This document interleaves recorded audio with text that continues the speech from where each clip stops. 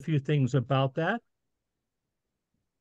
Voices for Justice in Palestine is a North Carolina-based social justice nonprofit working for a just and lasting peace in historic Palestine. We are diverse and interfaith, working statewide with like-minded partners, connecting struggles for liberation and human rights. We stand in solidarity with the Palestinian people. We support their quest to live dignified lives free of colonization, occupation, apartheid, genocide, violence of any kind in their historic homeland, and to enjoy all the same rights as Israeli Jews in complete and equal measure. Our work is community education, advocacy, and media presence. We have been active in rallies, protests, direct action, and ceasefire resolutions. You can find our website online.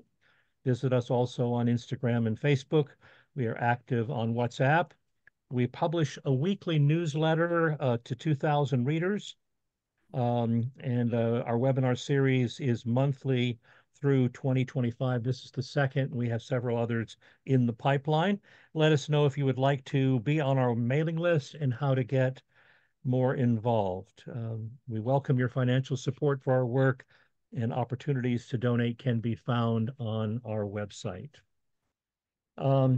Before I introduce Beth and Ron and get us underway, let me turn back to Kate, our intern, our wonderful intern who is at the controls.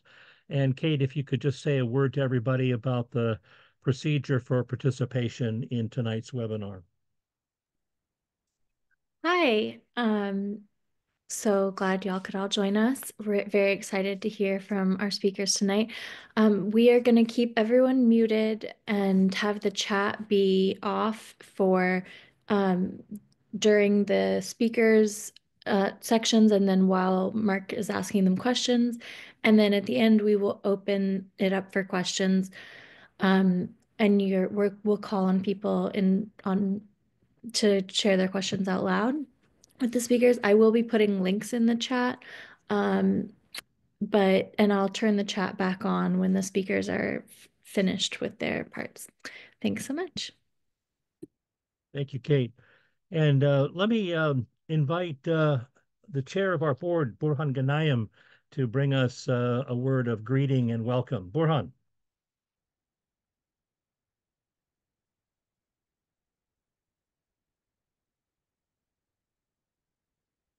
If we lost Burhan, there is Burhan. Yeah, you're muted, Burhan.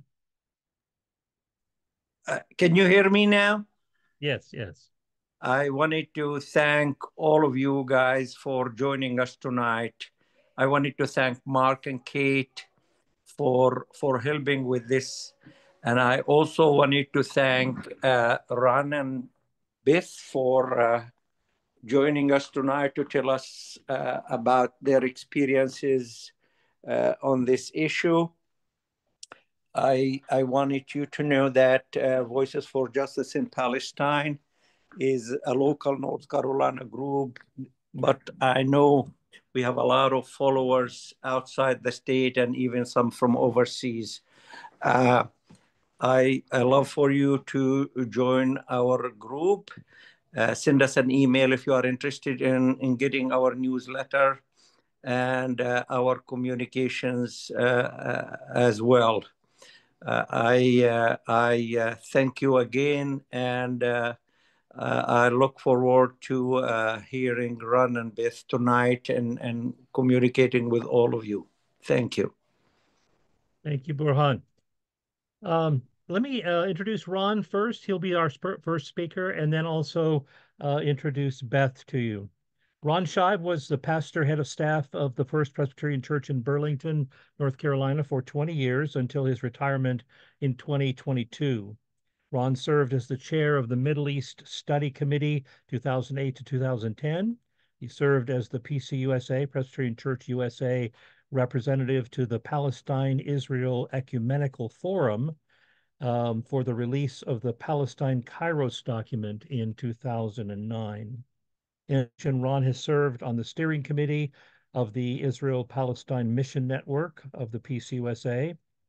Currently, Ron serves on the Board of Justice, Voices for Justice in Palestine, and as the Carolinas Regional Coordinator for Churches for Middle East Peace. Ron has traveled with a group from his church and community to Jordan, Israel, and Palestine numerous times, almost once a year since 2008, and 3 times on solidarity with the suffering delegations during 2024. And following Ron's presentation, we'll also hear from Beth Brockman. After Operation Cast Lead, one of the earlier Israeli assaults on the Gaza Strip, Beth joined a Catholic worker peace team in May of 2009, which attempted to deliver medical supplies into Gaza.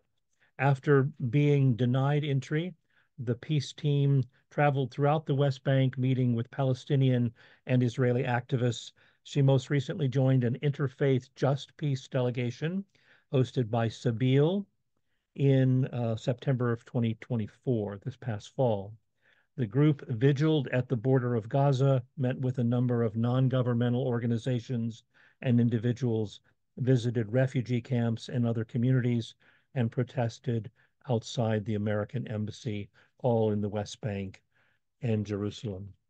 So first, we'd like to hear from Ron. So Ron, the floor is yours. Thank you for being here. We look forward to hearing from you.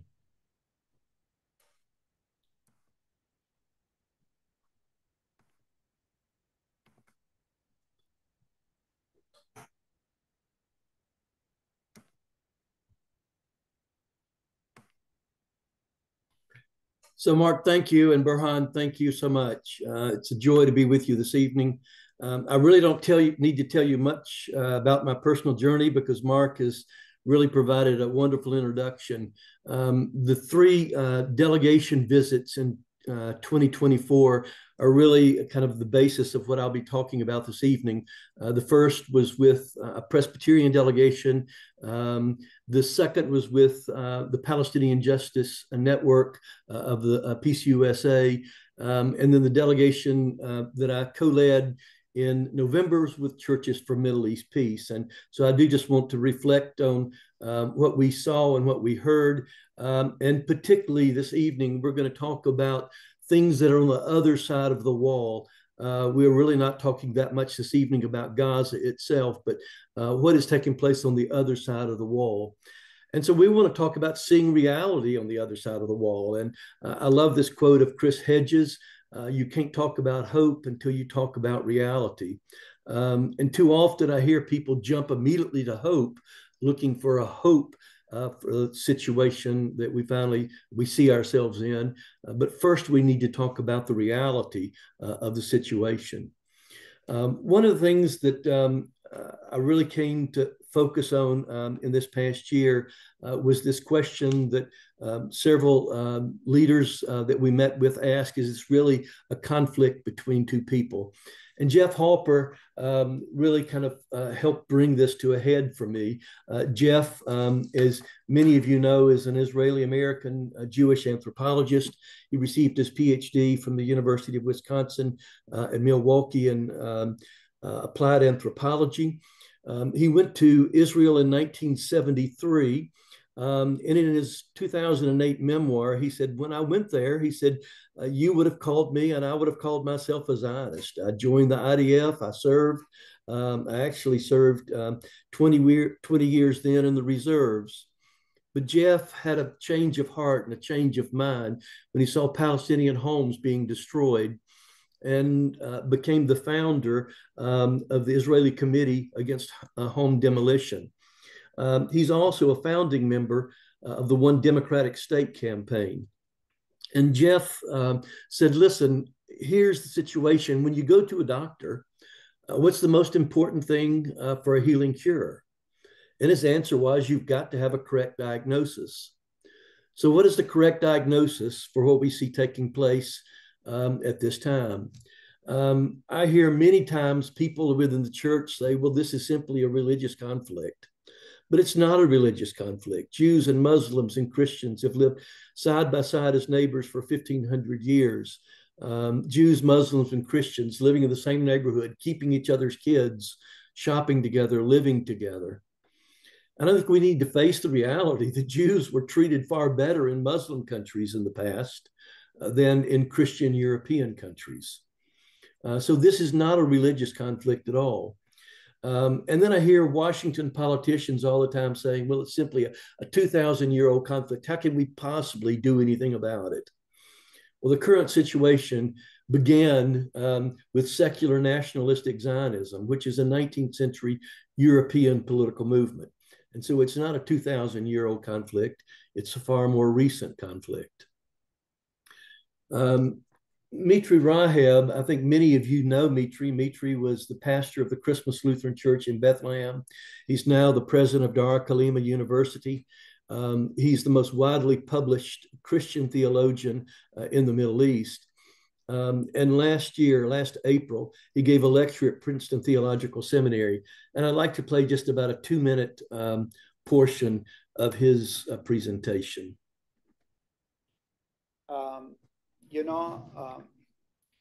A very important question is how best to describe what is happening in Palestine. And there are, when I see how people reflect on that, often they use the word conflict as if this were a conflict between two people over a piece of land or something. I think it is very clear it is not a conflict, and I will show why this is. There are other people, especially among evangelicals, who try to portray the whole thing as if it were a religious war between Muslims and Jews, and as Christians, we side definitely with the Jews. But it is not a religious conflict. And here in the media, I think all the time I hear the war between Israel and Hamas. But actually what's happening is not a war against Hamas, it's a war against the Palestinian people, full stop. And one word which I really hate is the word complicated. And I hear this all the time when people want to avoid naming things by name. They say it's complicated, which means it cannot be solved. Nobody can comprehend it. But it is not actually that complicated. Interestingly enough, I never ever heard the word complicated in connection with Ukraine, right? It's crystal clear. It's occupation. But when it comes to Palestine, things become complicated because people really don't want to name things by name. And excuse me, I cut it off. What he basically says in that sentence is, it's crystal clear. It's settler colonialism. So if we're looking for the correct diagnosis of the situation, Mitri has suggested that we need to name it, and it's settler colonialism. But he's not alone in calling it settler colonialism. Ilan Pappé, the Israeli historian, has said, Zionism in Palestine is a settler colonial project, and Israel remains to this day a settler colonial state. This depiction is now widely accepted in the scholarly world, but rejected by mainstream Israeli scholars. But what is settler colonialism? Mitri, in his book, Decolonizing Palestine, says this, and I'd like to just to read each statement and comment. First, it's the permanent settlement of colonists in an occupied land is the main feature that distinguishes settler colonialism from classical or neocolonialism. Second, though, he says, the settler colonialist establishes and reinforces state sovereignty and juridical control over the indigenous land, ultimately aiming to eliminate the native people. And what we see taking place now in Gaza and now beginning to take place in West Bank is the elimination of the native people. The narrative becomes extraneous while the settlers are cast as native through different political mechanisms, ideological constructs, and social narratives. And indeed, we hear this all the time. Israelis claiming that this has been their land for generations, for thousands of years, that they indeed are the natives, while indeed they are the settlers. He goes on to say the indigenous land is described as terra nullius, empty or barren, land that is waiting to be discovered and thus becoming the private property of the settlers. You've heard it said before, this was a land with no people for a people with no land. It's simply supporting the settler colonial project. The native people are depicted with racist constructs as savage, violent terrorists, while the settlers are portrayed as civilized and brave pioneers. You ask most American people to describe Israelis, and they're going to portray them as civilized people, intelligent, industrious people. And you ask, what is the one word that comes to mind when you mention Palestinians? And they'll say, terrorist. Again, this is a tactic of settler colonialism. But lastly, to defend the settled property from the savage, a political state is created and is granted extraordinary power over the native people, including the power over their civil affairs. And we see that day in and day out, not only in Gaza, but particularly now in the West Bank. And this, you've seen it before, is a map that graphically portrays settler colonialism that is now taking place. 1947, there were Jews in the land who had property, but the UN partition plan gave 55% of the land to the Israelis and only 45% to the Palestinians. You know the story. The Israelis immediately said, this is a great deal. They established their statehood. Palestinians said, no, this is not a good deal. And Nakba broke out, or the War of Independence. And as a result, Israel ended up with 78% of the land, while the Palestinian future statehood had potential of 22%. Today, we basically have Bantustans. We have just little areas that aren't even contiguous one another. I rather think of them as reservations. It more graphically kind of portrays our settler colonial project with the Native Americans in this land. So this is settler colonialism, and this is what has taken place both in Gaza, but I'd also like to suggest in the West Bank. And so Beth and I want to talk about some stories, and I'm going to talk about one, and Beth will jump in and we'll talk about some other stories. I'm going to tell the story of Fakhri Abu Diab. It was on a morning in February of 2024 that we walked down into Silwan, which is a Palestinian neighborhood just east of the old city. Silwan is known by the Israelis as the city of David. And it's here in this Palestinian community that the Israelis want to build an archaeological park, and they want to have a cable car connecting the Mount of Olives with the old city. And the only way to build this archaeological park is to destroy Palestinian homes. This home of Fakhri's was destroyed 3 days before we arrived. He didn't know they were coming. He was awakened at 5 o'clock in the morning to the sound of a Caterpillar bulldozer and IDF soldiers. He was given only a few minutes to get his family safely outside the house. Well, what we came to understand is that every Palestinian home in Silwan has received demolition orders from the Israeli government. And oftentimes these demolition orders will sit even for 10 years at a time before the military comes to carry them out. And yet, without any notice, the people don't know when their home might be destroyed. And the homes are destroyed under the pretext of two conditions. One, that the house was built without a permit. But interestingly, 95% of the Palestinians who apply for a permit are denied their permit. And as their family begins to grow, what do? They build and add on to their house, and therefore they build without a permit, and their home is open to being destroyed. What's interesting here with Fakhri is now expected to pay for the demolition, for the bulldozer and for the soldiers coming in to destroy his home. And Fakhri is now also responsible for paying for the cleanup, thousands upon thousands of dollars. The second reason that homes are destroyed here in Silwan and in East Jerusalem is that it's claimed that they don't have proper documentation of ownership. But many of these properties and the ownership of these properties goes back to the Ottoman Empire. And so they never really receive proper documentation. Well, the sad reality is that the homes have been destroyed, but this is what most people don't realize, that while the world's attention has been focused on Gaza, there's been a 70% increase. Notice the increase from 2003 to 2023 to 2024, a 70% increase in the number of structures destroyed in the West Bank and in East Jerusalem. There are approximately 300,000 Palestinians living in East Jerusalem.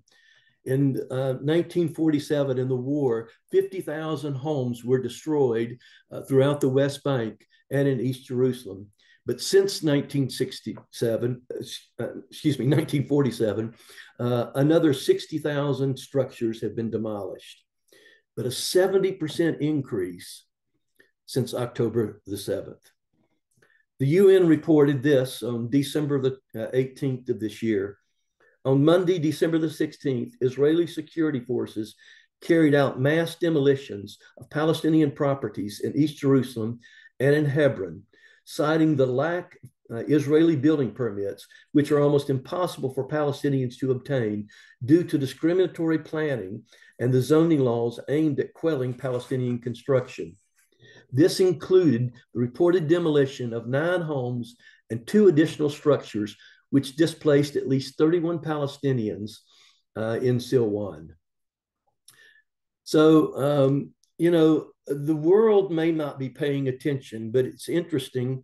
And Fakhri gave each of us a piece of his house, and he said, take this as an Ebenezer of hope, a reminder of hope, but a reminder of my home that's been destroyed, but a firm commitment on my behalf that I will rebuild, and I will not move.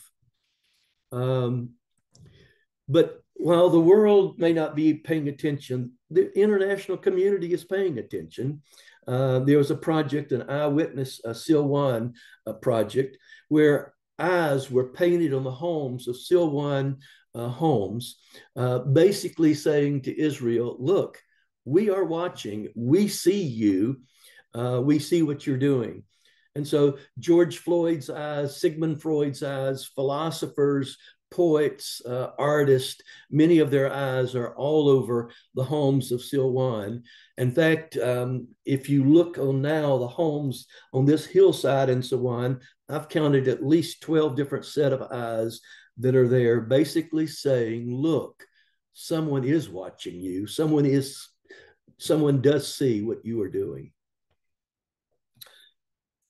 My son, Colin, is an attorney in Raleigh, but he took a little sabbatical, and he had the opportunity of working with Sabeel Ecumenical Liberation Theology Center in East Jerusalem for 3 months in 2024. And while he was there, he sent a sarcastic invitation to his mother, inviting her to come visit in East Jerusalem. And here's what he wrote. Welcome to glamorous East Jerusalem, where residents pay 40% of the city's taxes, but only receive 10% of the services. Why is that, you might ask? Because they're brown. Residents in East Jerusalem enjoy a healthy 80% poverty rate and get to enjoy second-class citizenship by being classified as citizens of neither Israel nor Jordan, but as stateless permanent residents of Israel, despite the fact that their families have lived here for generations. East Jerusalemites enjoy regular trips to Israeli military prison whenever they post Free Palestine or something similar on their Facebook page. And while in prison, they get treated to cold food and daily beatings. So come on out to East Jerusalem, where your wildest dreams of injustice come true. Sarcastically said, but it's so true. Fakhri had every right to be mad at us Americans who came that day. Our U.S. ambassador had actually visited him and promised that his house would not be destroyed. And here we were as Americans, and he could have lashed out of us in anger. But what did he do? He served us Arabic coffee, a sign of hospitality, and indeed showed welcome to us. And indeed, we all learned from him that day. Well, what I want to just focus on in the next few minutes is what has really taken place in the last 3 weeks since the time of the ceasefire throughout the West Bank. Since the ceasefire was implemented, there's been an escalation of extreme violence occurring across the West Bank, particularly in Jenin and Tulkarem. And this last reflection is my reflection, but it appears to me that what happened is that Trump pressured Netanyahu to accept the Gaza ceasefire, but with the understanding that Trump would give Netanyahu coverage for severe escalation of oppression in the West Bank. And since the ceasefire has begun, that's exactly what we've seen, a real escalation of oppression in the West Bank. So this is Jenin being bombed from the air, bulldozed by land. And here's what we've seen.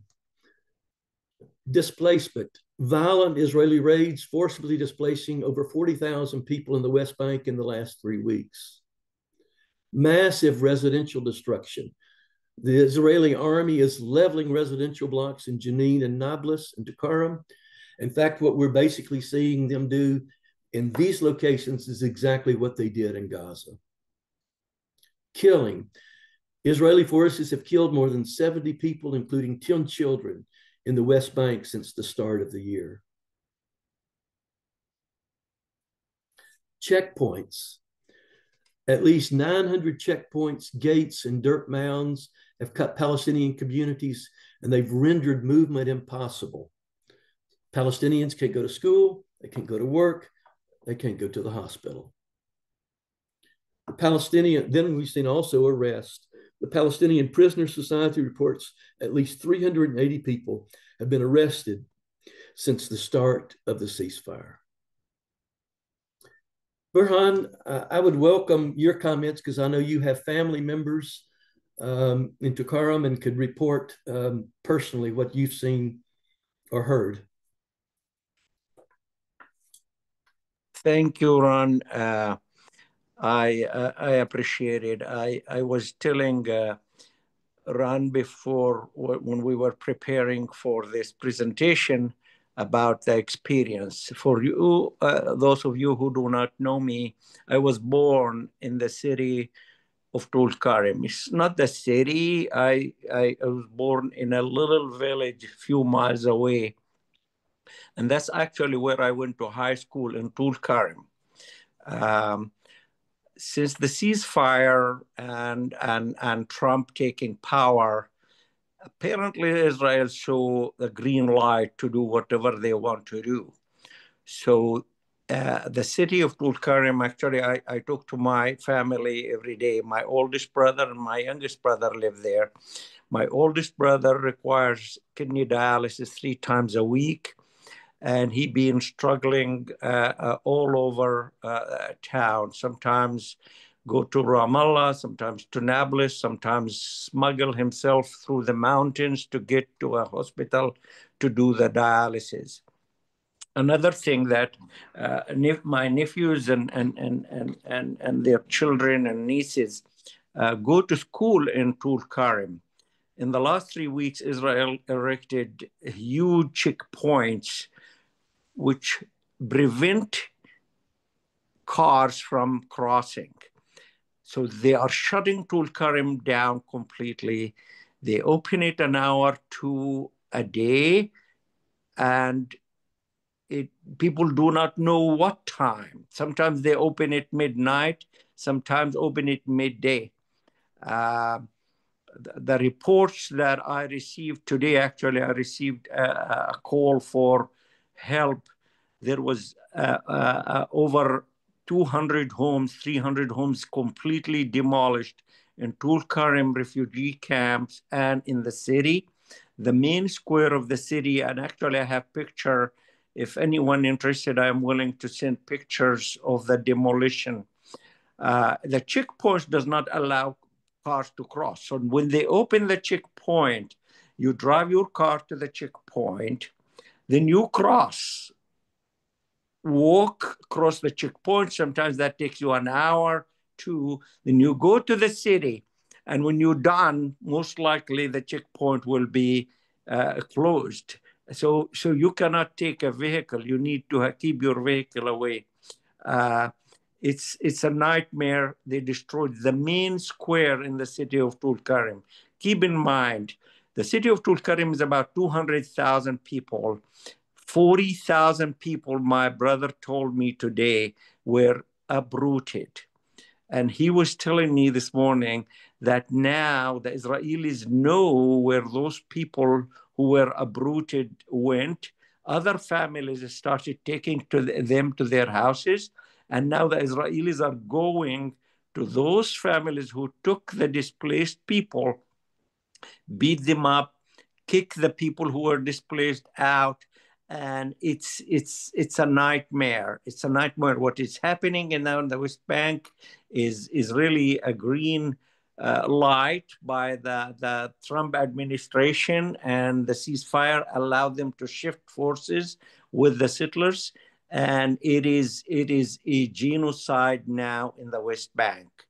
I could go on and on, but this is really something we need to pay attention. 40,000 people from the city of Tulkarem, which is around 200,000, and that is unbelievable. Hundreds of homes demolished, streets, asphalt demolished, water lines, electric lines, you name it, is demolished. No schools, no shops opened, and people are struggling to go to other cities or other towns. I'm going to stop here, but I didn't. I really wasn't planning on getting this, but Ron asked me to do that. So thank you for listening. Thank you, Burhan. So I just want to close with one more illustration. Many of you have been to the educational bookstores on Saladin Street. On Sunday, the Israeli police raided the bookstore. This is Mahmoud and Ahmad, and owner and nephew of the owner of the bookstores. They were both arrested. They were taken on Sunday night to the Russian compound, which is an interrogation center. They were kept in a prison in West Bank. They appeared before a judge on Monday. It was delayed again until Tuesday. And on Tuesday morning, they were released to 5 days of house arrest and forbidden to go back to their shop for 20 days. Interestingly, what they took with them were books. Listen to what Ahmad said. He said, at 3:00 p.m., the Israeli police came to the two branches of the bookstore searching for books with the Palestinian flag. Although most of the books they confiscated were in English, they didn't know how to read English. And so they used Google Translate to understand what the books were about. They were arrested on suspicion of disturbing public order. This is what Jeff Hopper had to say about that. He said, the footage of Israeli police confiscating subversive books is truly chilling. Reminds us of the worst regimes. For anyone who still considers Zionism either Jewish or somehow moral, this should be your wake-up call. Well, I'm really not going to comment on Donald Trump's two-state solution. You've all seen it and you've heard about it. The U.S. will take over the Gaza Strip and we'll do a job with it. We'll own it. We're going to make it the Riviera of the Middle East. And so, Burhan, I would agree that what we see taking place is ethnic cleansing in Gaza. We see the progression of settler colonialism in Gaza, but now in the West Bank, and even genocide, as you've suggested, in the West Bank. So if you agree with the diagnosis that this is settler colonialism, there are only two possible outcomes for settler colonialism: either complete genocide and ethnic cleansing, or decolonization. And so decolonization is really the only cure for settler colonialism. And what does decolonization look like? It's about addition and not subtraction. It's about creating a homeland for Jewish people that is also a homeland for Palestinian people. It's about sharing the land. It's about sharing the future. It's a long way off, but that's at least my hope and my dream. Thank you. Thank you, Ron. And thank you, Borhan. Very important sharing from both of you. Let's turn now to hear from Beth. Beth, you traveled recently as part of a delegation in September, and we're anxious to hear from you about stories and experiences, relationships that you formed there, and the impact on your life as well. Please.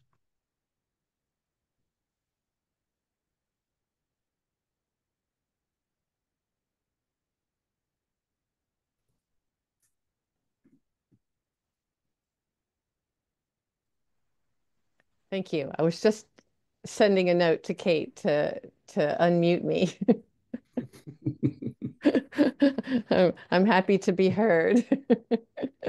So a lot of gratitude to you, Mark and Ron, and to Burhan for hosting this and for inviting me to speak about my recent experience traveling to Israel, Palestine in late August, early September. I can't let it pass, however, that the name of this presentation is called The Other Side of the Wall.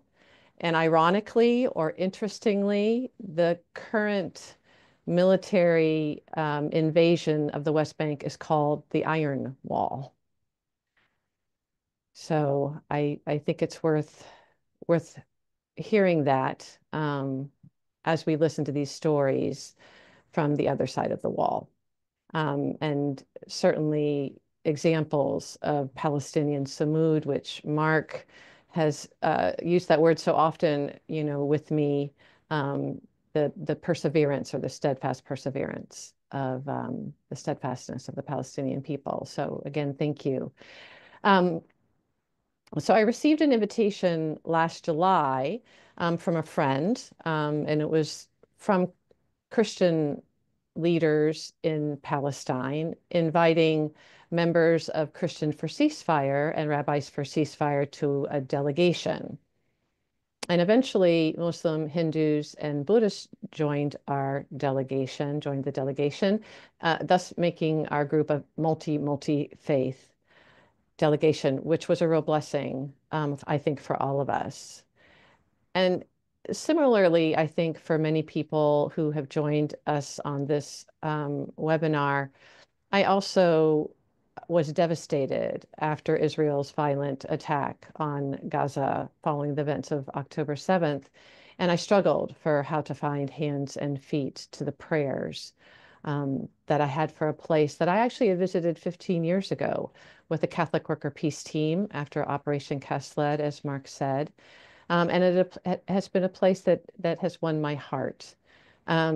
This solidarity delegation offered many of the common encounters that a delegation would include, such as visits with human rights organizations and faith-based organizations, as well as meeting families of Palestinian prisoners. Our delegation would also include nonviolent direct action and prayer vigils. I'm going to go ahead and share my screen.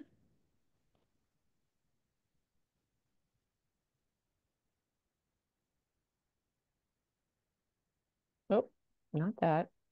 Let's get to the right place, y'all. There we go. Thanks for your patience. And so we were also told about this delegation that the presence of the international community reduces violence, provides courage to those under threat, and helps us articulate our stories better.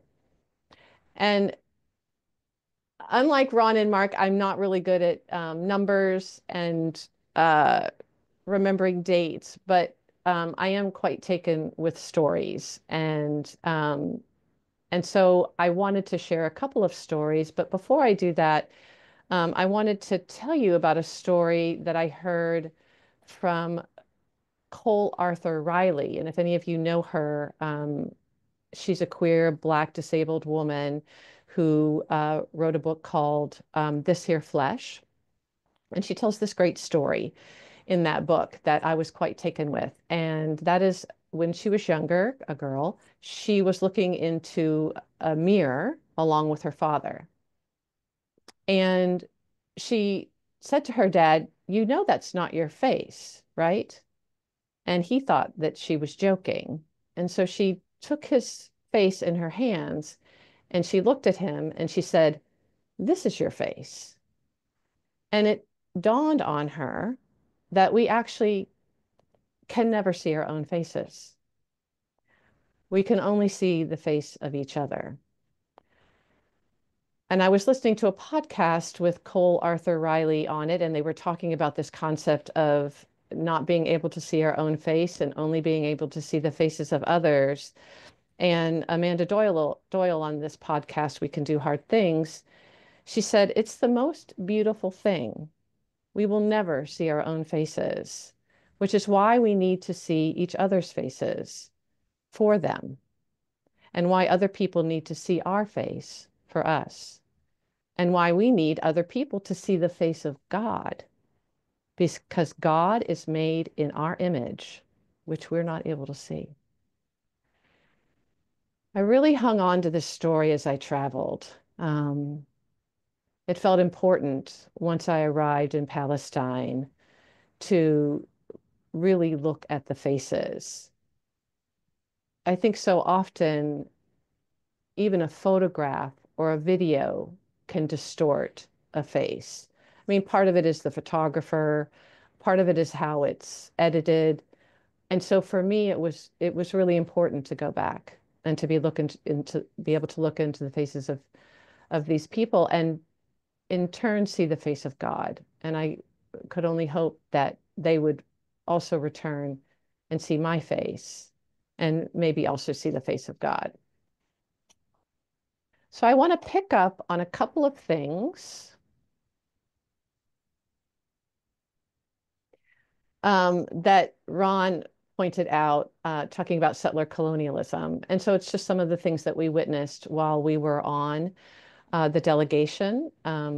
So the bombing and little aid getting into Gaza, illegal settlements, settler outposts, settler violence, demolished homes and land seizure, an apartheid system, roads, water access, judicial system, military occupation in the form of checkpoints, walls, soldiers, incursions, administrative detention, prisoners being held without charge, environmental degradation, the U.S. Embassy's non-response to our nonviolent protests and the delegates who went inside, resistance through art, food, advocacy, organizing, liberation, theology, community, solidarity, protective presence, and accompaniment.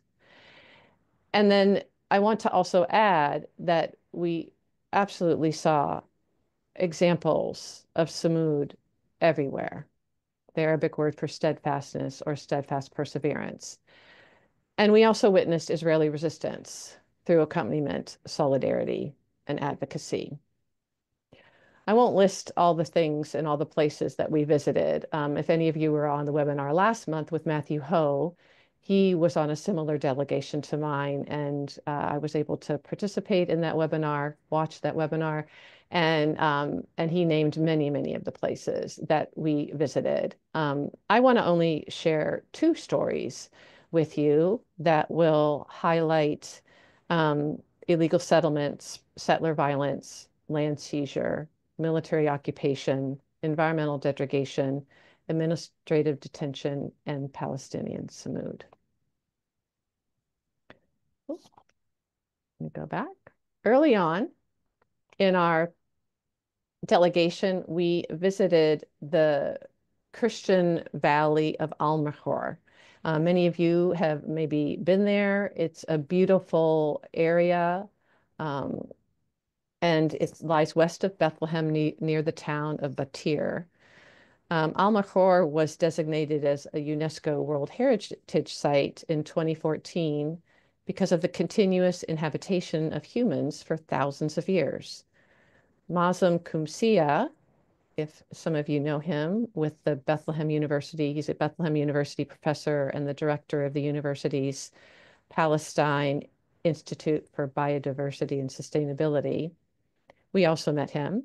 The Al-Makhor Valley contains terraced fields, a traditional method of farming that has been maintained by generations of Palestinian farmers using a sustainable approach to growing olives, grapes, and other crops, essential to the Palestinian diet and economy. Today, this area's agricultural landscape, as well as people's homes, faces threats from ongoing settlement expansion and land theft. Just recently, Israel announced that there will be a new illegal settlement to be built in the area called Haletz. So we went specifically to Al-Makhor to visit the Kasia family, a testimony and example of Sumud in face of settler violence and Israeli occupation. The Kasia family has lived on their land in Al-Makhor for several generations. In more recent years, they not only had their home there, their house there, but Ramzi Kasia had built a restaurant. Unfortunately, the Israeli authorities have demolished the restaurant and family home 4 times under questionable circumstances, and the family has rebuilt each time.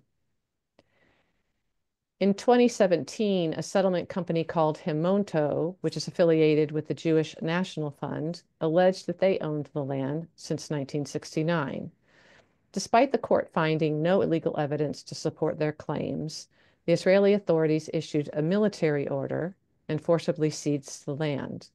The Kasia family was not dissuaded and returned.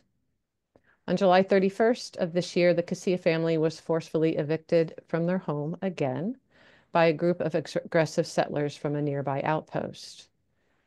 And they were backed by Israeli soldiers. Ramzi and Michelle Kasia, along with their adult children, Alice, Jihad, and Sandy, have now lost access to their 5,000 square meter plot, which has been in their home, like I said, for several generations. We met in a tent that the family had set up, from which they began their campaign for the return of their home. And they're working together with Israeli and other peace activists. Many faith leaders, including Munther Isaac, have participated in the campaign for the family to return to their home. After the family initially set up the tent, the Israeli response was to arrest Alice, Kasia, the family's daughter, hold her in detention overnight, and release her on stringent bail conditions the next day. She returned to the family tent outside her home to continue the campaign. Several days after we met with the Kasia family, the IOF returned, evicted the family from the tent, and demolished it. The settlers remain on the family's land to this day, and the IOF are protecting them. You can see it's pretty cozy in this little tent. And here you can see some of the delegates. They're listening to both Alice and Alice's sister-in-law, Amira. So I wanted to speak a little bit about the Jewish National Fund.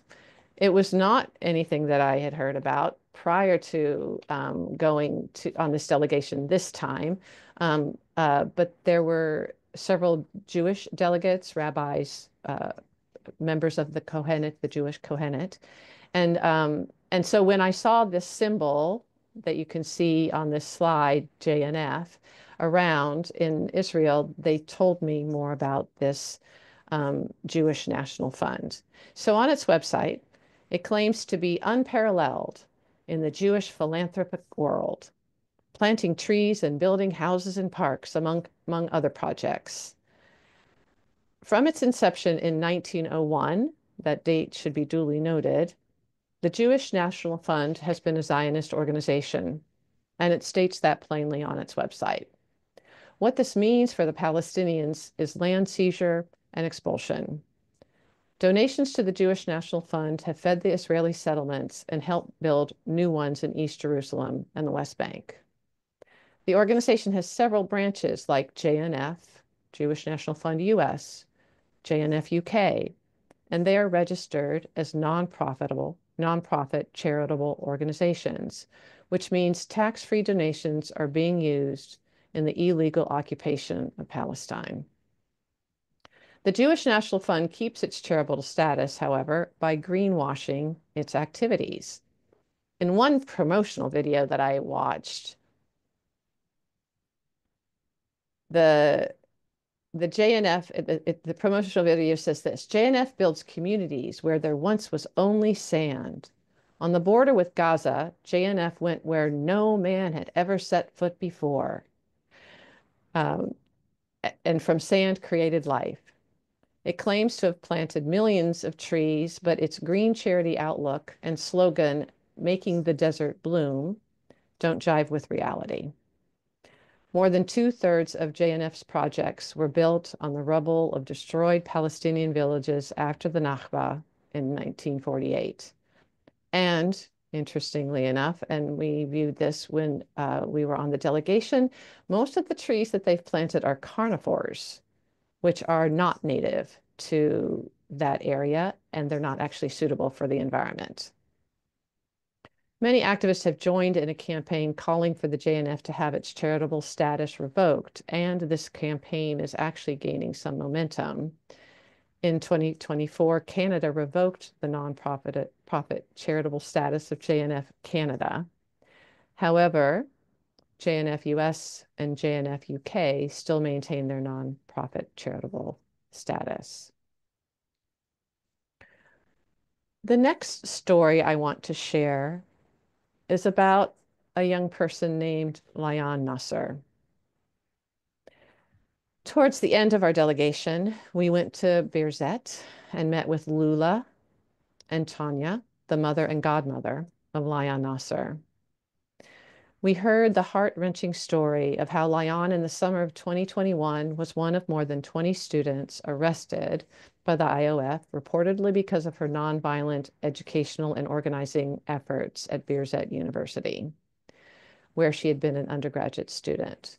She was interrogated, mistreated, and held without trial in an Israeli military prison for several months. Due to public pressure, actions by her lawyer, and payment of bail by her parents, Layan was finally released in the fall of 2021, and she went back to live at home with her two brothers and parents in Birzeit. She completed her studies and graduated from Birzeit University with a Bachelor of Science degree in nutrition. She got a job with a Palestinian NGO in nearby Ramallah, trying to put the trauma of 2021 behind her. Layan thought she had put that to rest when she was again arrested in April 2024. Again, for no apparent reason, the IOF invaded the house, took her away, and held her in administrative detention or without charge in a prison in Haifa. When we met with Lulu and Tonya, they told us that no one in the family has had contact with Layan at all since April.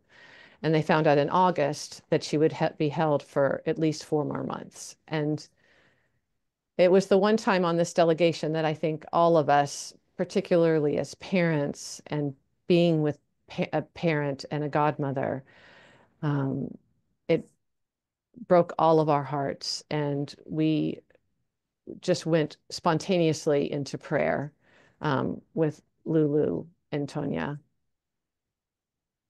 and prayed for Layan's safety and for comfort and strength for her family. So at the time of our visit, Layan was one of over 3,400 Palestinian prisoners being held in administrative detention.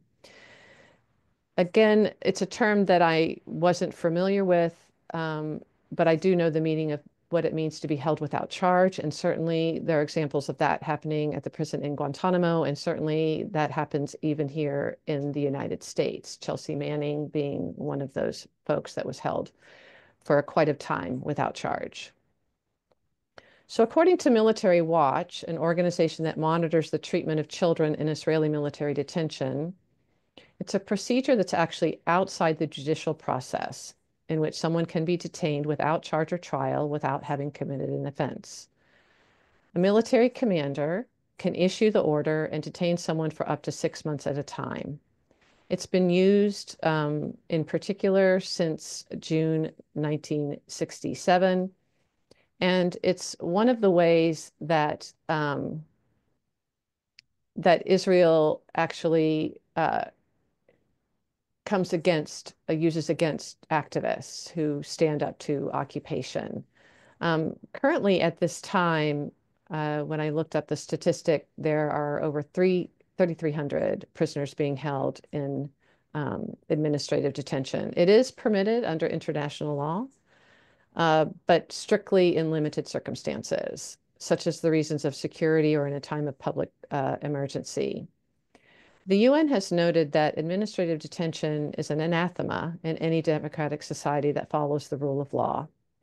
When the democratic state arrests and detains someone, it is required to charge the person, present its evidence in an open trial, allow for a full defense, and try to persuade an impartial judiciary of its election beyond a reasonable doubt. So I'll end here, but I will end on a positive note because it did not happen while I was on the delegation, but many of you listening to Matthew Ho may have heard that she was released in December of last year. And so here's a photo taken on that delegation of Layan and her mother, Lulu. Thank you so much. Thank you, Beth. Appreciate that. What good news for the Nasser family and for Leon. We have about a half an hour left, and we really want to allow plenty of time for questions and for interaction with Ron and with Beth, and for that matter with Borhan, who spoke earlier about the situation in Tulkarm.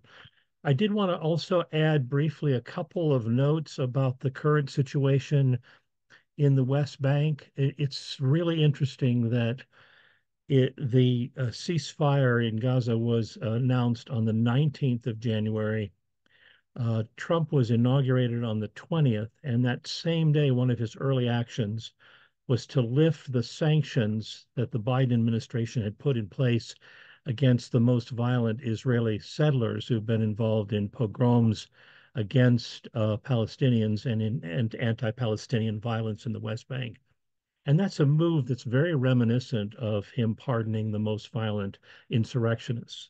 It's a message that sends to those who are engaged in violence that there will be, under his watch, no repercussions for that. And so the very next day, the 21st of January, Israel begins its Iron Wall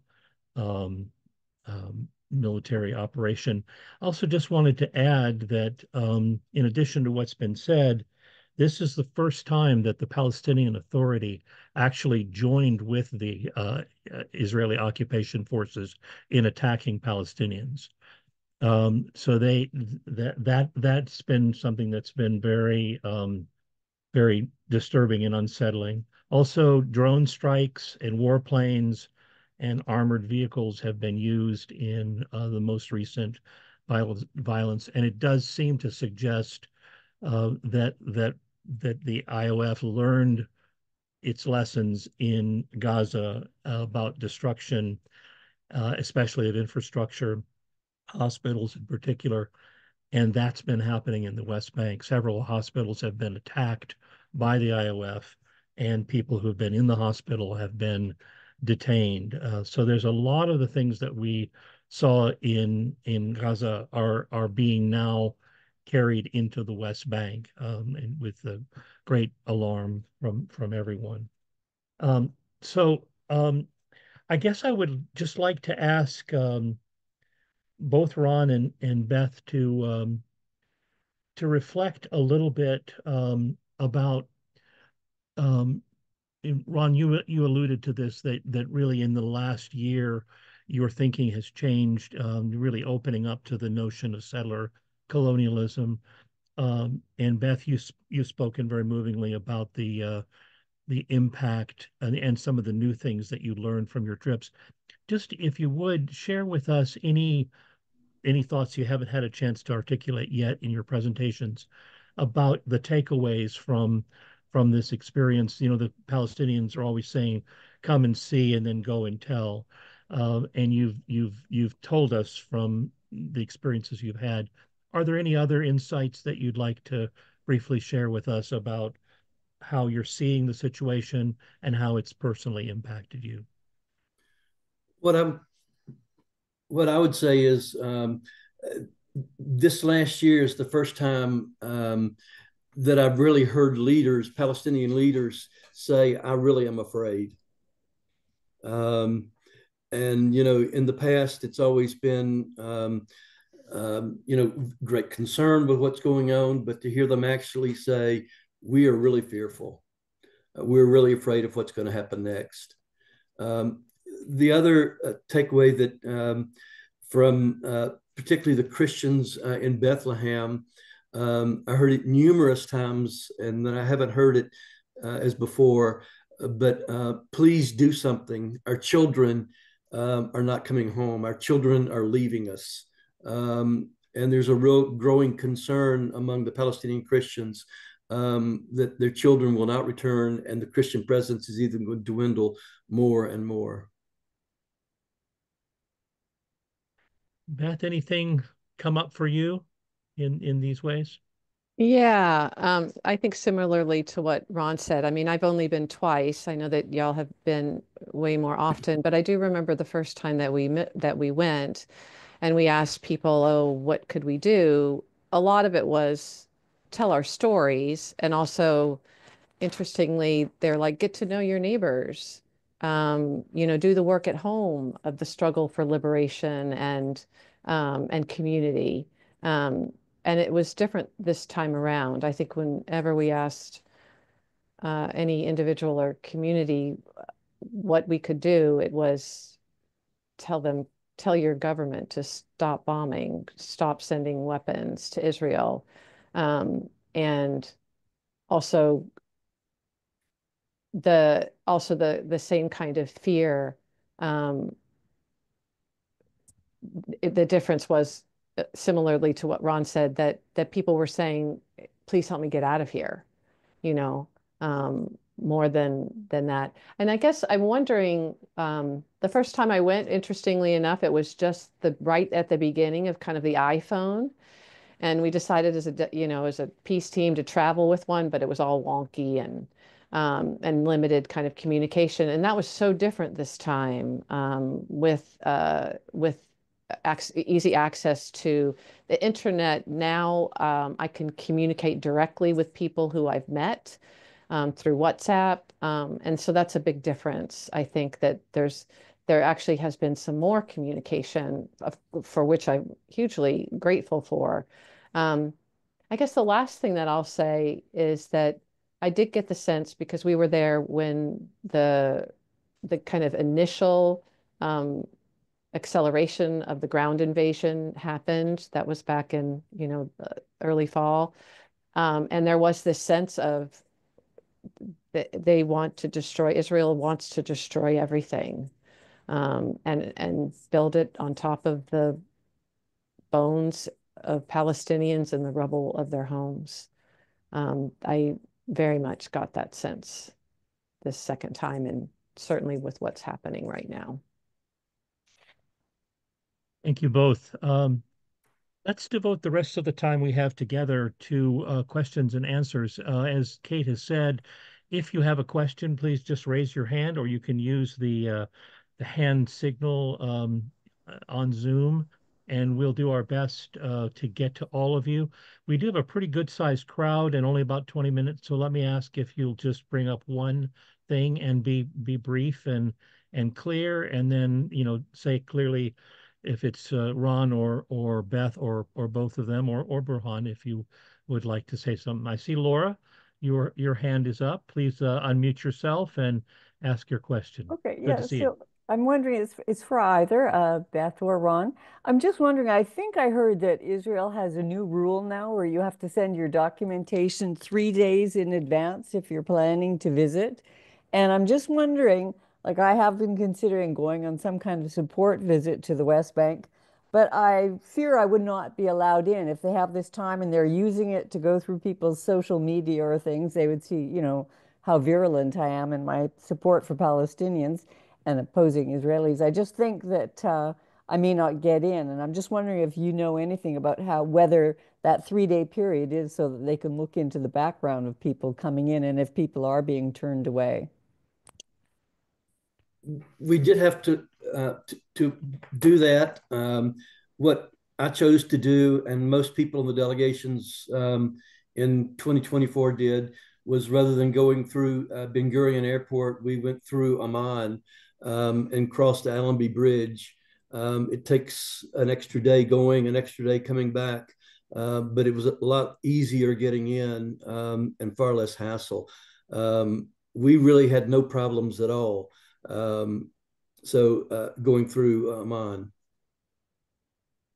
And similarly, we also went through Amman, and you might be referring to this ETA-IL document, which is now it's my understanding it's now being instituted. We happen to kind of come in right on the cusp of that. And I don't know what happened to the current delegation, the most recent delegations that have gone. I wouldn't put anything past Israel. But I will say that I don't know what your experience, Ron, was coming in across the border.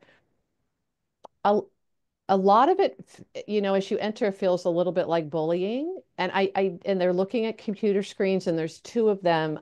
I actually don't know if they have anything to look at, or if it's just an intimidation kind of tactic.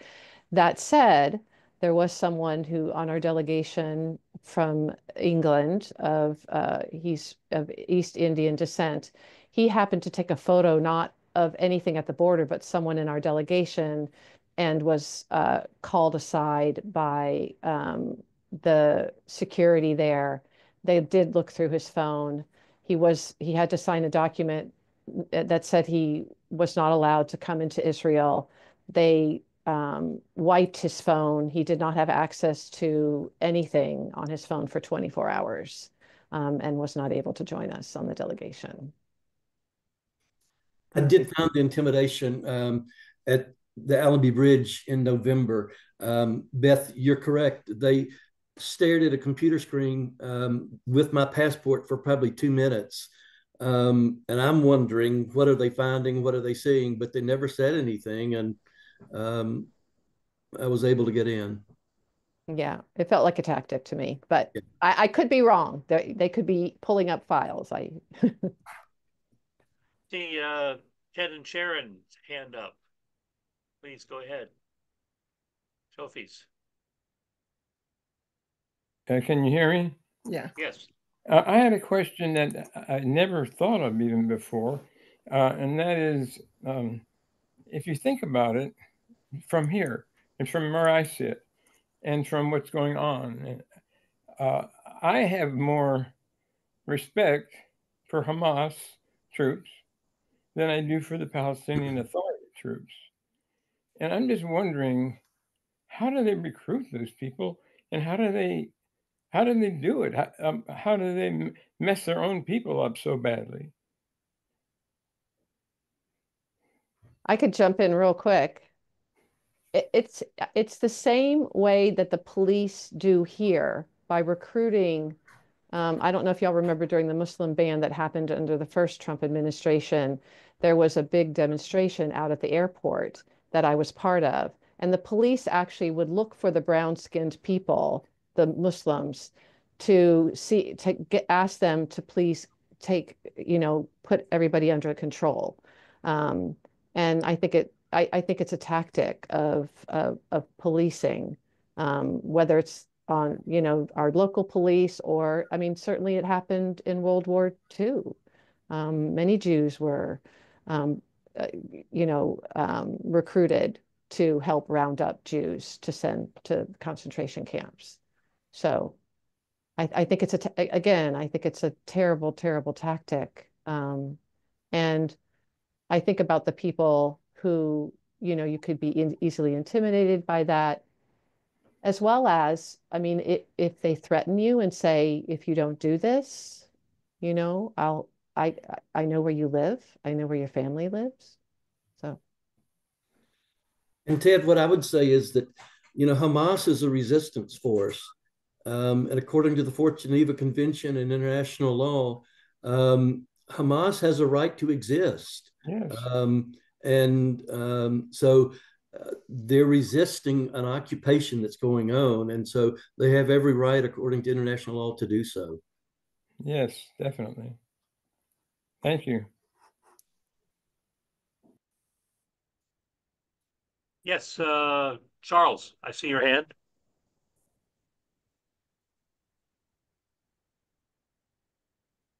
Please go ahead, Charles.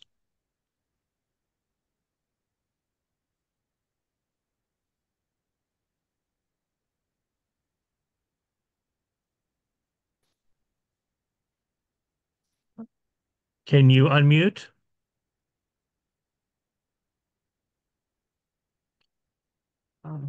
Mark, the only hand I'm seeing is Eric and Libby Johnson, and Charles raised his hand, but I guess he's having trouble with unmuting. So let's go to Libby and Eric. Charles, we'll come back to you if we can. Go ahead, Eric and Libby. I have a question about the recent visit of the King of Jordan. And just, I'm trying to face reality, not hope.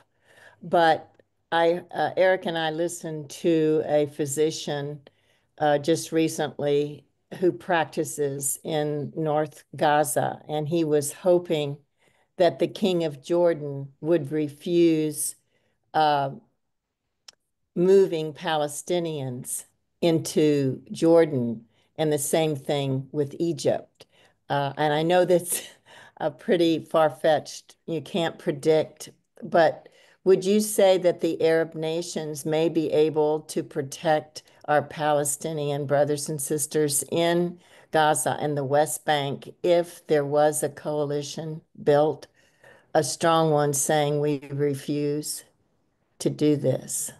The Palestinians are not leaving a land that they've lived on for years and years.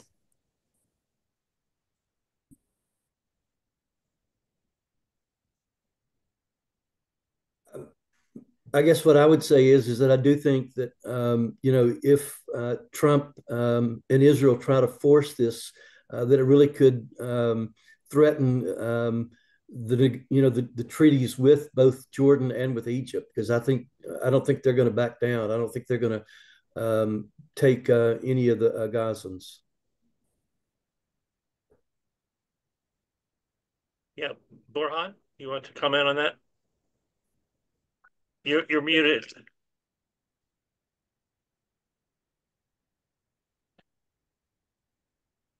Yeah, go ahead. I wanted to go back to the question earlier regarding the Palestinian Authority participating with the Israelis.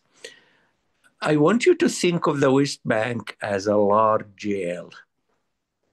The economy, life is completely controlled, and agriculture is destroyed, manufacturing is destroyed, the economy is destroyed. So a lot of those kids who serve in the Palestinian Authority forces are doing this out of hunger. They are trying to feed their children, their families, and it is really slavery is the right word. The last time I was in Palestine in 2022, I tried to go 23. My family told me, don't come. 24, don't come because it is so dangerous. I my college, my classmate in high school, he came to see me with his son, and I asked his son, I don't want to make this a long story, just show you the slavery is happening in Palestine, economic, political slavery. So I asked Marwan, which is my classmate's son, what are you doing? He's a college graduate. So the kid started crying. He said, you're going to be upset with me because I said, what? He said, I honestly work in construction inside a settlement. He said, that's the only way I could feed my father and mother and family. We don't have any source of income. I'm ashamed to say this, but I am doing it. So that is really what is happening inside Palestine. Those people, I mean, there is some people who are doing okay financially and can survive, but there is majority of those people who serve in the Palestinian Authority or even in the Palestinian schools and under the Palestinian Authority government is out of need. And actually, that's the same thing going to apply to the King of Jordan and the Sisi of Egypt. Those countries cannot survive without the American and European financial and military support. So I will not be surprised if America and Trump force those people to accept something, because I hope not. I hope I am wrong. The population there is 100% against what Israel and Trump wanted to do. But I'm really sometimes thinking that the people there are hungry and they will do anything to feed their families. Thank you. I should just add to this that so far it appears that the Arab nations are of consensus that they will not cooperate with ethnic cleansing of their That's brothers. true. Yeah, and, that's and so far they have held the line on that. You know, it's also true that the Palestinians have many times experienced being stabbed in the back by their brothers, their Arab brothers. So there's always that notion that they could be betrayed by other Arab nations. And as you say, Burhan, it's not as if they are without challenges of their own. I see two hands up. I think I saw Alan, your hand up first, and then Jerry and Kathy Marketos. So Alan, please go ahead. Unmute yourself. There you go. And remember to go to Charles, because I think he raised his hand early. Yes. Hi there. Can you all hear me? Yes. Okay. So just to add on to what you all were saying about Jordan and Egypt, I read a headline today. I didn't investigate it, so I don't know what it's about. But apparently, Sisi, President Sisi has said that they have a plan to rebuild Gaza without any Palestinians having to leave, and they have a plan, and it's with the other Arab nations. You know, just wondering any comments on that. Thank you.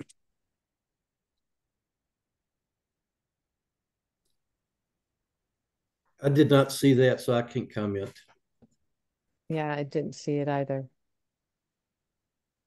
It's the first I'm hearing about it, Alan, although it does fit with the other reports that I've heard from Electronic Intifada and some other sources. But it does seem as though, you know, just by any moral standard, those who have destroyed Gaza are responsible to help rebuild it.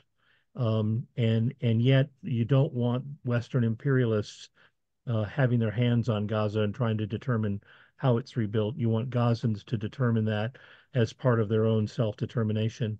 And I am encouraged that Arab nations are saying we have a plan. If this is true, that's an encouraging sign that, you know, the idea is to help Gazans rebuild Gaza for Gaza and for Gazans to live there and flourish. Okay, Jerry and Kathy, and then Charles. Please go ahead, Jerry. Yes. Well, very quickly, the King of Jordan acknowledged being flexible enough to accept injured children. And I don't know how strong, how well he'd be able to resist the other demands.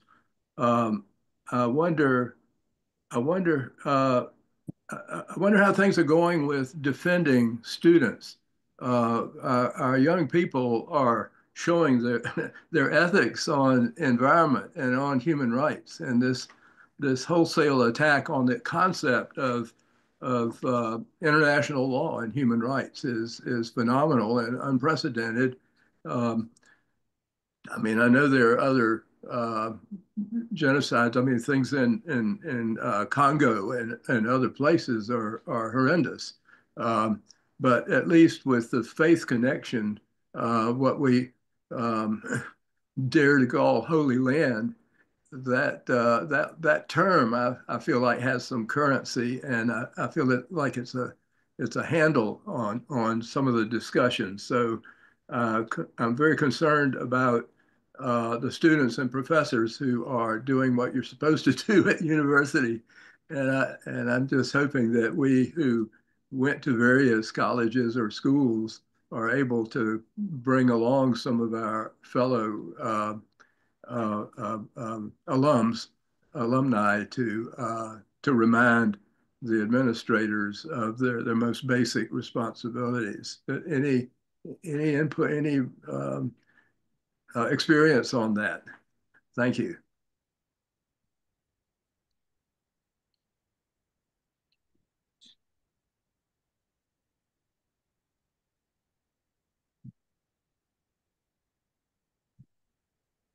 The only one thing I can say, I mean, the only thing that I know of is certainly some students who have advocated and are pro-Palestinian have been deported. International students have been deported. I also know that the Dorothy Day Guild is supporting a group of students at Notre Dame who were arrested with an encampment there. So those are the two. That's the one place that I just read it recently, that there was support, outside support for that group of students.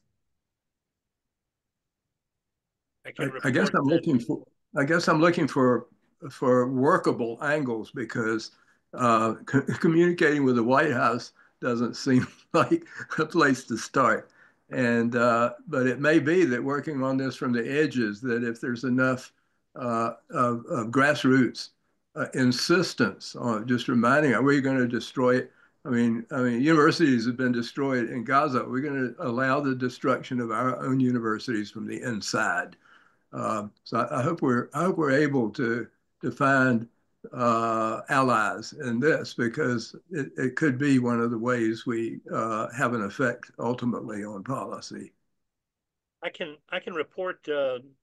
Allison and I were at the Students for Justice in Palestine Duke vigil that they had last week, and they had negotiated with the Duke administration for a way of putting tents up on the plaza there. But because of the ridiculous crackdowns, the Duke administration insisted if you put tents up, you have to have them struck completely by 6 p.m. that same day. And a lot of people might have said, well, that's just too much work. We're not going to do that. But these students put up about 10 tents and used every one of those tents to highlight some aspect of the genocide.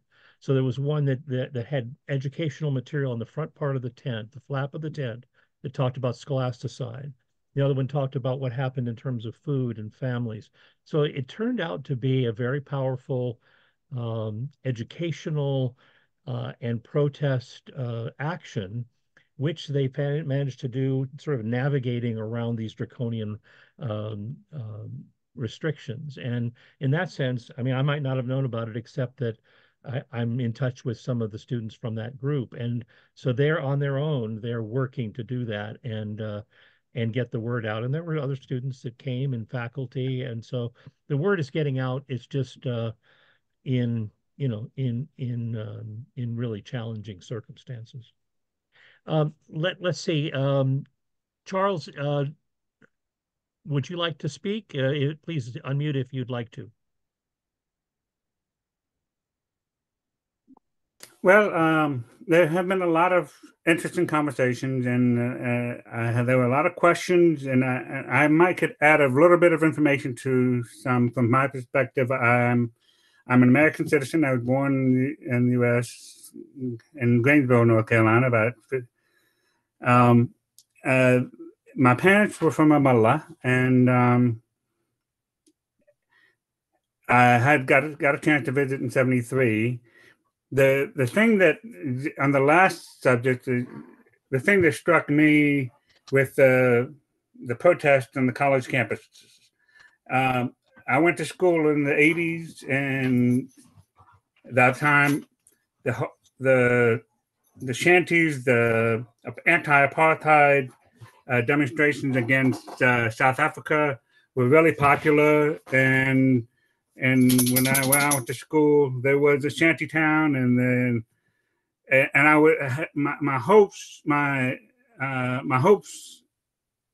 It really struck me how there were anti-apartheid protests on campuses, college campuses, and I was devastated when they tore them down like they with such vigor. I mean, brought in the police, in some cases the military, and some of the college campuses, because it really was inspiring that they kept going. That being said,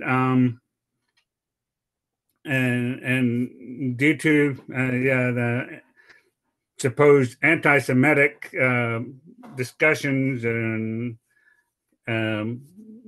even threatening some of the students with expulsion or other avenues, there were still people protesting. Well, I was encouraged by that.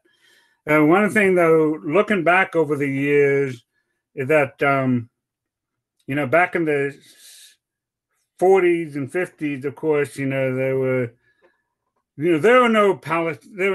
nobody living in Israel before. Like they said in one of the PowerPoints, it was just sand. There was no one there. Then in the '60s and '70s, you hear, oh, there's Arabs there, but they're Bedouins. They're nomads. They just roam around. They didn't have a cohesive place. And time and again, we were showing back that there was this country of Palestine. We did have currency. They did have a flag, and so on and so forth.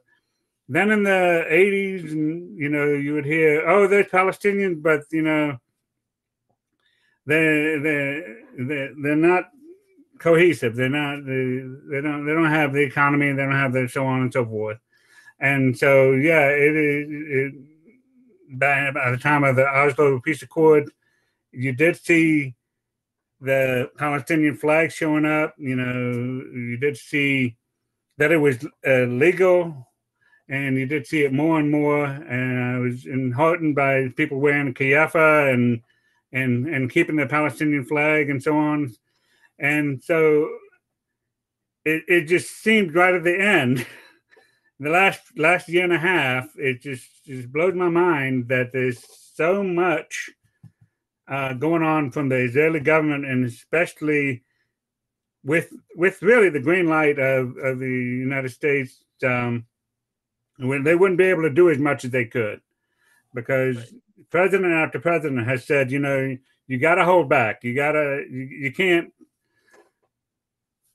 You're supposed to be a democratic country, And Charles, excuse me for interrupting. Let me just thank you for your thoughts, and we have time for one more question, and then we do have some things at the end. John, I see your hand. Please be brief. Okay. Hi. Yes, I just wanted to respond quickly to the last question about universities. So I'm a university professor. I also have 2 children in a small liberal arts college.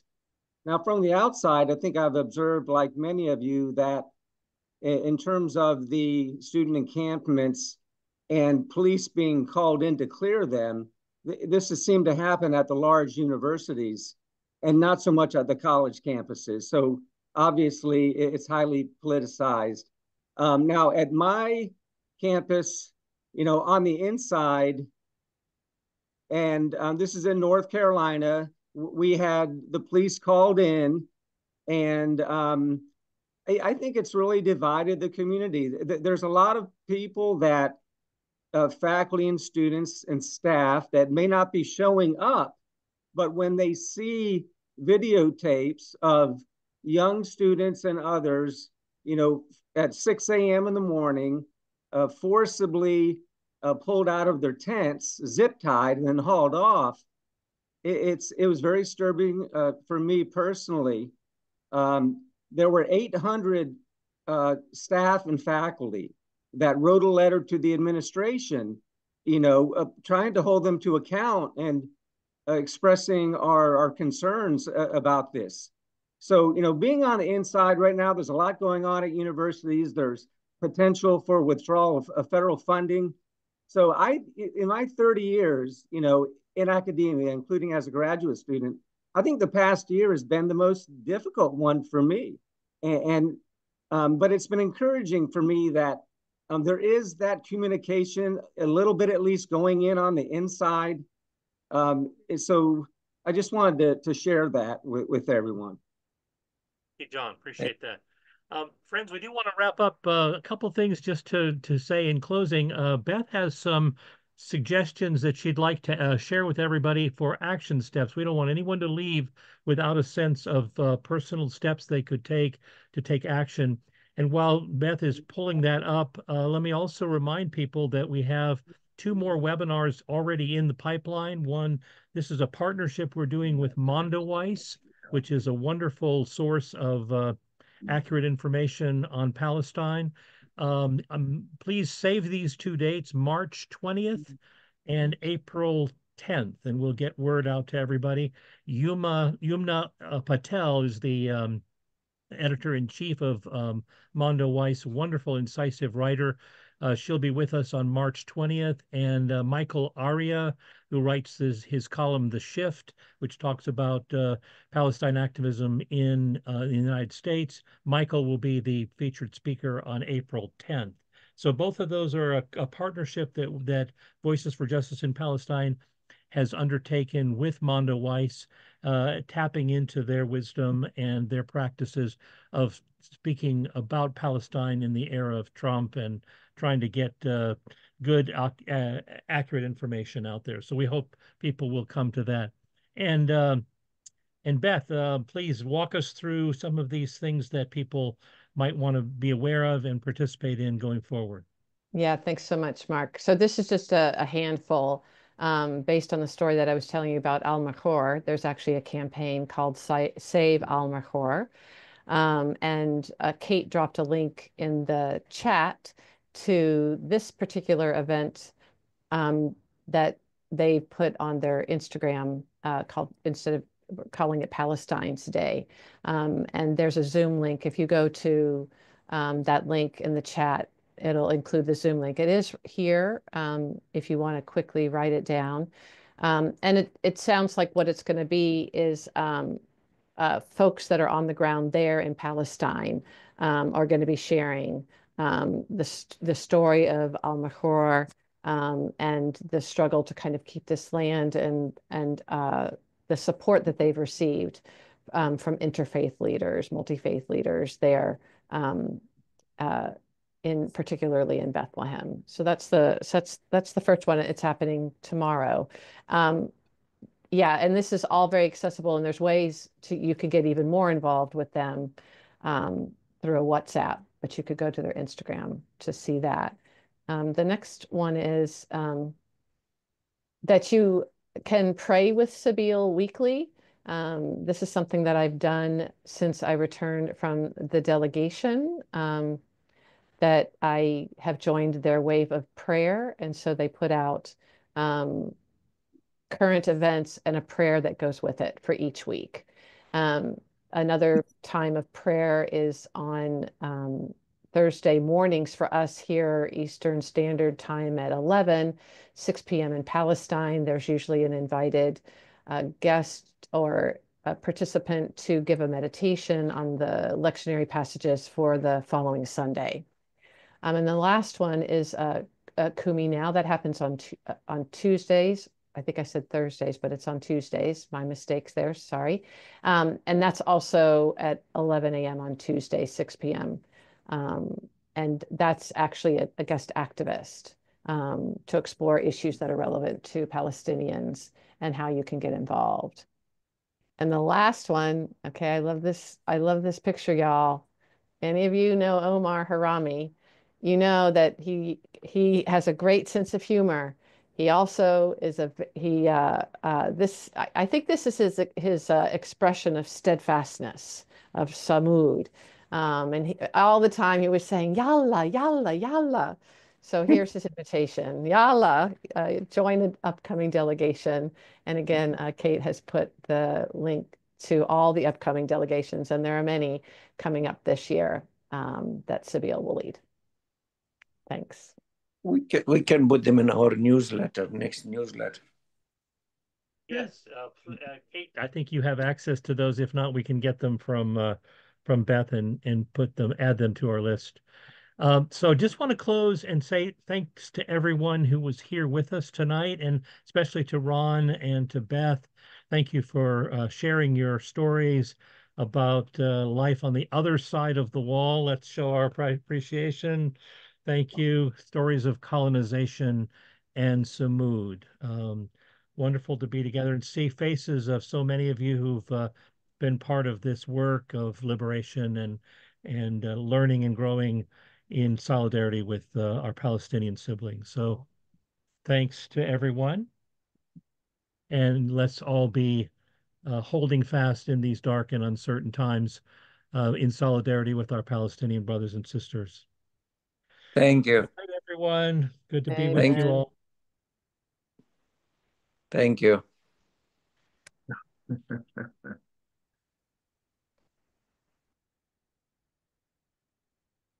Yeah, over here.